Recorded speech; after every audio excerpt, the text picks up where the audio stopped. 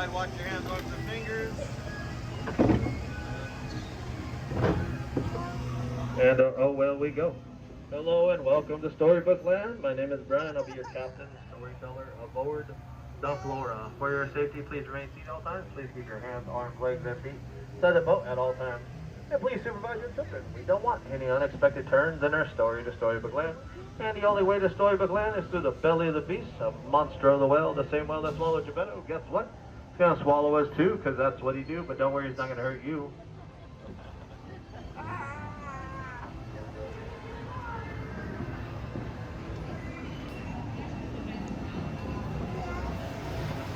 The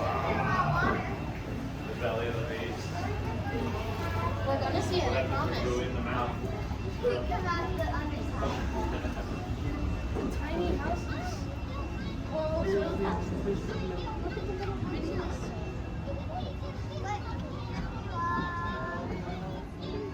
It's so cute.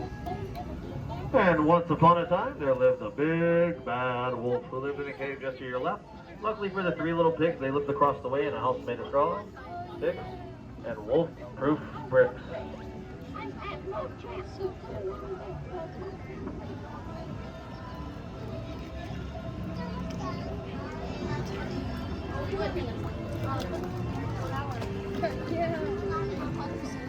And coming up on our left, just after this house, is going to be where Alice jumped down the rabbit hole to chase the white rabbit down the Wonderland, where she became curiouser and curiouser and curiouser.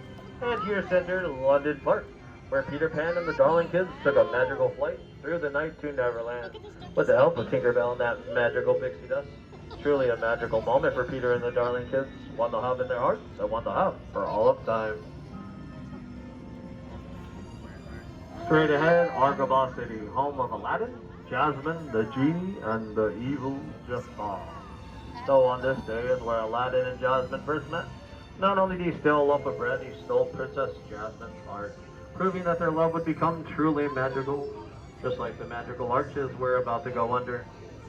The same magical arches that Aladdin and Jasmine took a magical carpet ride over, sideways, and under to a whole new world.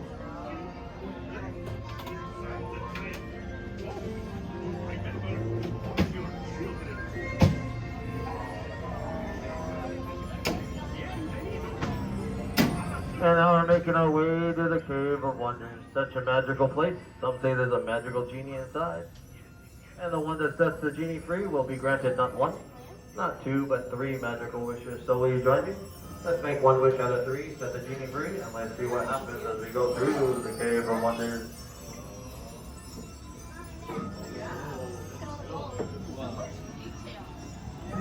And to your right is where Snow White met the seven dwarfs, and they offered her shelter because of kindness in her heart. You can still hear the dwarfs mine and whistle while they work. And to your left is the blue Cinderella Chateau, where only wish was to go to the ball.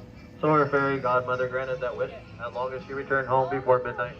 Otherwise, the carriage would turn into a pumpkin, just like the one on top of the bridge to your left, above Belle's Village.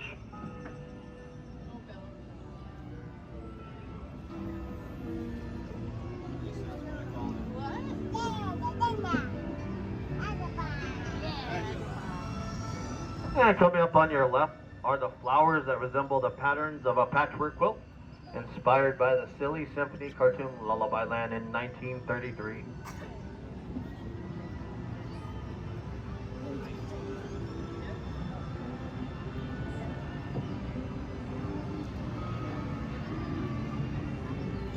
And stories like the Tangled Tales of Rapunzel, the secluded tower is just ahead.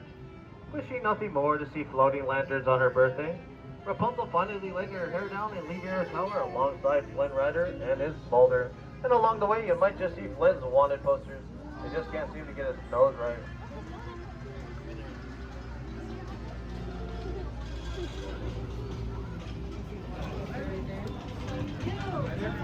And to your left, underneath that tree, is Mole's house. And right after Mole's house is Toad Hall. But don't worry, Mr. Toad isn't home right now.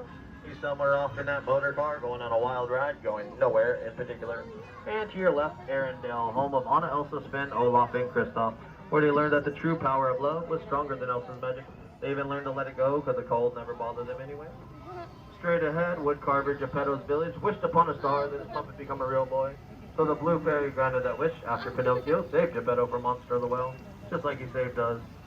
And to your left, Grand Oaken's trading post, where he'll go. Big summer blue.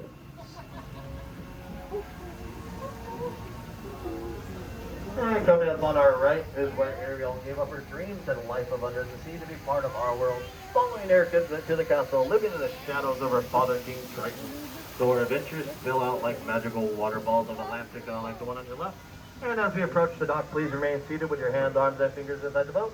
Please wait till I count up to 3. Once I reach 3, everybody will stand up for balance, so nobody has to go. Under the sea.